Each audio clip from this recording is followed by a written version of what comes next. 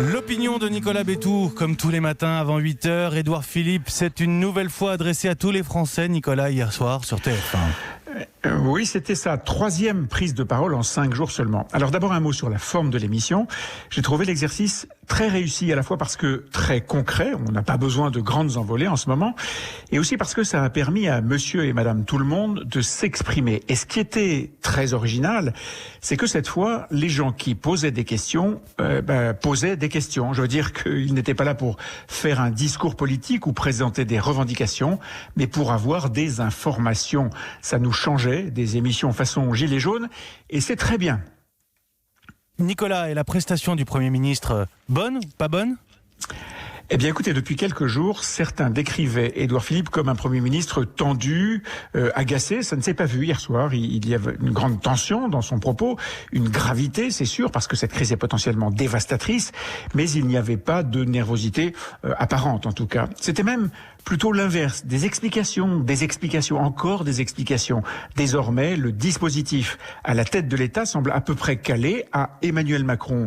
Les déplacements et les discours sur les grandes orientations, par exemple sur la reconquête de la souveraineté, comme on l'a vu il y a 2 jours en Anjou. Et donc à Édouard Philippe, la gestion du quotidien ? Et oui, ce qu'il avait déjà fait samedi dernier avec Olivier Véran, le ministre de la Santé, et encore hier soir, toujours en direct, depuis Matignon, comme quelqu'un dont le rôle est d'être dans la soute pour vérifier qu'il y a de quoi passer les tempêtes, les unes après les autres. À Édouard Philippe, donc le quotidien, dire ce qu'il sait, mais aussi ce qu'il ne sait pas, puisque cette crise recèle d'immenses inconnus. C'est d'ailleurs ce qui la rend si dangereuse en vérité. Et évidemment, ça oblige Édouard Philippe à dire souvent qu'il ne sait pas. C'est un problème ? Alors pour un homme politique, en temps ordinaire, oui, c'est un problème, mais en période extraordinaire, ne pas savoir ne peut pas être reproché à quiconque.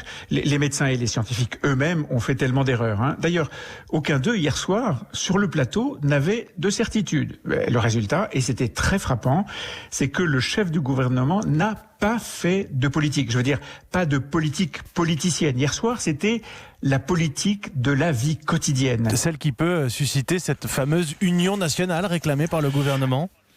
Alors dans l'idéal, oui. J'ai quand même trouvé qu'à 2 reprises, Édouard Philippe a été moins à l'aise, plus hésitant sur les tests et sur les masques, autrement dit, sur les 2 principaux sujets de polémique politique. Le Premier ministre a d'ailleurs conclu sur un appel à l'Union nationale, comme si les émissions comme celle d'hier soir, où on ne fait donc pas de politique, ne pouvaient être qu'une parenthèse, parce que, bien sûr, diriger un pays sans faire de politique, ça n'est qu'une parenthèse.